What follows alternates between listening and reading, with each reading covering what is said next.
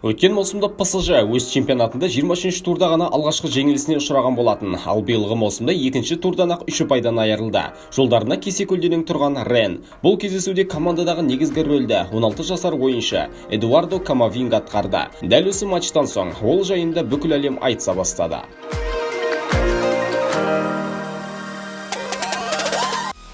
Камавинга 16 жаста болса да Францияның ең әлеуетті клубына қарсы ойында өзін өте жақсы қырынан таныта алды. Ысқырықтың алғашқы үнінен ақырына дейін түгелдей жасыл алаңда өнер көрсетті.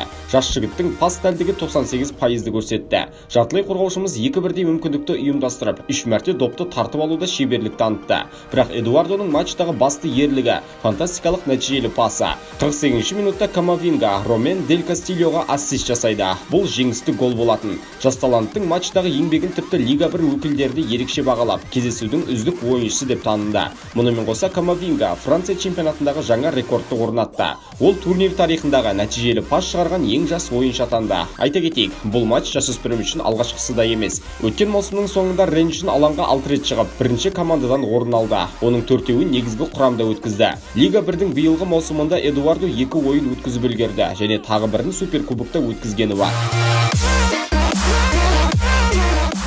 Камавинга Анголаның тумасы, отбасындағы 6 баланың үшіншісі. 2 жасқа толғанда жанұясымен Францияға қоныс аударады. Араға 5 жыл салып, оларды мұнда трагедия күтіп тұрды. Эдуардо отбасы қоныстанған үй отқа оранады. Қуанышқа орай ешкім зардап шекпеді. Оған және жанұя өкілдеріне баланың өзі сол уақыттары барып жүрген футбол мектебіндегі бапкері ақшалай көмектеседі. Және дәл осы жаттықтырушы 13 жасар Камавинганы Ренге ұсынған болатын. Ал кейіпкеріміз содан бастап футболға толықтай ден қоя бастады. Себебі мұнымен қатар ол дзюдомен де шұғылданатын. Оның алғашқы бапкері жігіттің ойын мәнерін ерекше сипаттап берді. Айтуынша, осындай талантқа ие мұндай ойыншыны ол ешқашанда көрмепті. Егер нәтижені сақтауды көздеген сәттері оны қорғанысқа да қойыпты. Ал егер жеңіске мұқтаж сәтте шабуылға да орналастырыпты. Яғни анда да мұнда да ол өте пайдалы жұмыс атқарған.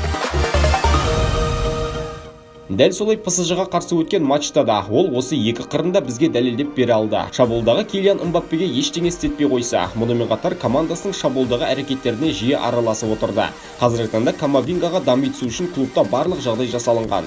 Ұжымды Эдуардо мен жастар командасында бірге жұмыс істеген Жулиан Стефан жаттықтырады. Және жігіттің бар қабілетін 5 саусағындай біледі. 16 жасар ойыншыға алғашқы турлардан ақ негізгі құрамнан орын тауып беруі біраз нәрсені айтып тұр.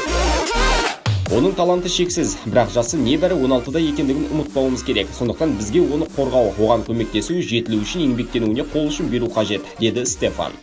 Рен өзіндегі вундеркидпен 2022 жылға дейін келісімшарт жасасып үлгерді. Ал Франция футбол федерациясы жасөспірімге Франция азаматтығын алып беруді көздеп отыр. Жергілікті мамандар оған қазірдің өзінде жаңа Канте деген атау таңып мақтауларын білдіруде. Ал бұл үмітті ол ақтай алады ма, көре жатармыз. Бірақ қазірдің өзінде оның мансап жолы ақылға сыймас ырғақпен бастау алды. Бастысы өзіне деген талабын жоғалтып алмаса болғаны. Оның болашағына сенетін болсаң, лайк басып арнаға тіркеліп кет. Келесі кездескенше.